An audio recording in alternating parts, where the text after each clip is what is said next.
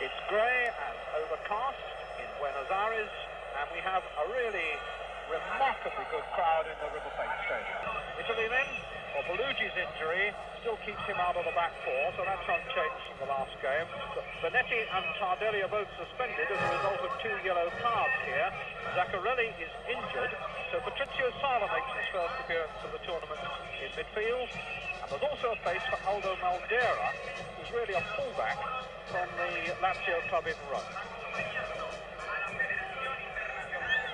As for Brazil, they make only one change. Rodriguez Neto has recovered from the injury he received in the match against Argentina, so he returns at left back. And that's bad luck for Toninho, who switched sides to replace him, because now Toninho can't reclaim his own position at right back, because Nelinho, who had a good game against Poland and scored a thumping goal from a free kick, is preferred.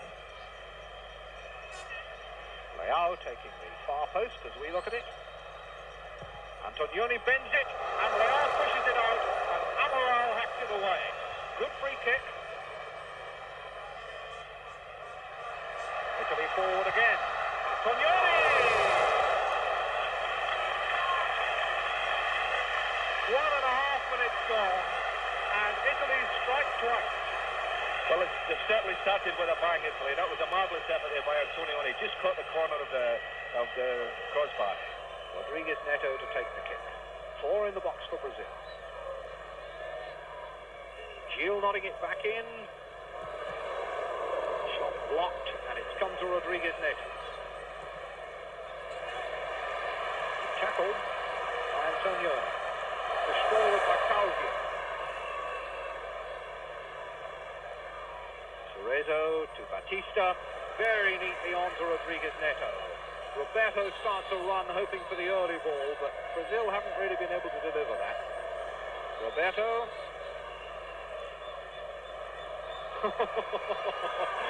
That might get him the prize for the dive in the finals. Antonioni.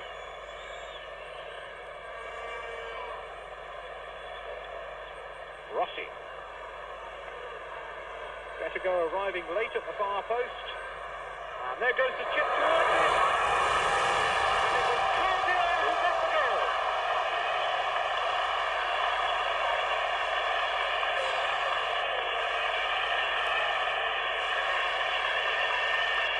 A lovely piece of skill there by Rossi. Attacked Amaral, got to the line, over it went. And there was Causio at the far post, nodded it. The goalkeeper made a valiant attempt to go across well. But there it is, the first goal of the game to Causio and Italy.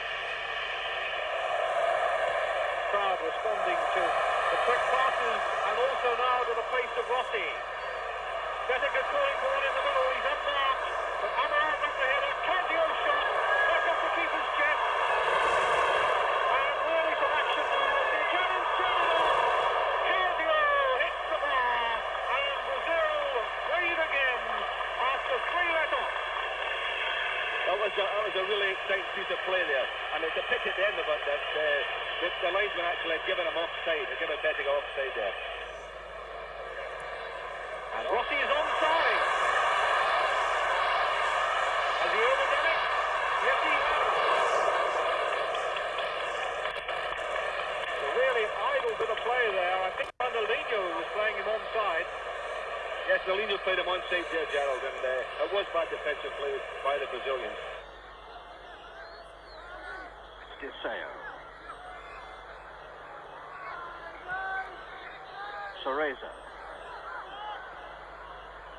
And Deseo's got the wrong side of the back for her, and it's touched in, but the whistle has gone before that. Won't count. There's been an infringement as Deseo went wriggling through. Little handball. And Mendonça, who put the ball in the net, doesn't get a goal. It looks like a handball there, Gerald, just as the ball drops over his shoulder. It's a pity, really, because he made a lovely run through. And there is Rivellino warming up. The player, I suspect, that many of the fans were hoping would come into the action. Hasn't had the greatest of World Cups. In fact, as they've played only a game and a bit, but still a player whose reputation rouses people's expectations. Nelinho. Oh, that's a good one!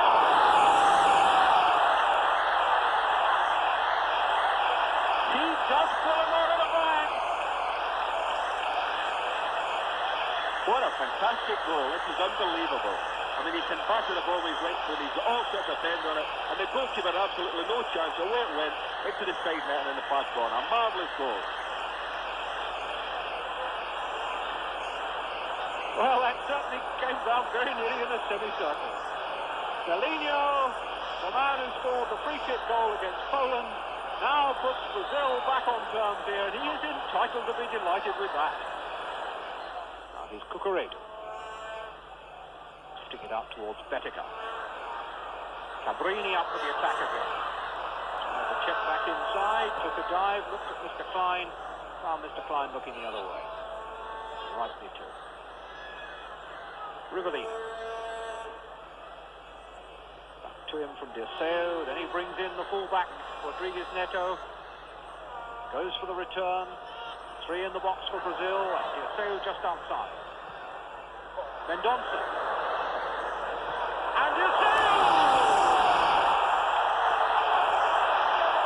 That was another beauty! Well, Rivellino had a big part to play in this. He started the build-up. He played the ball in this sort of chip, but Dirceu really cracked that one, and again it was a great, I mean that's 3 great goals we've seen there. That was a beauty, and I'm glad to see Dirceu score because he's in a fine game today.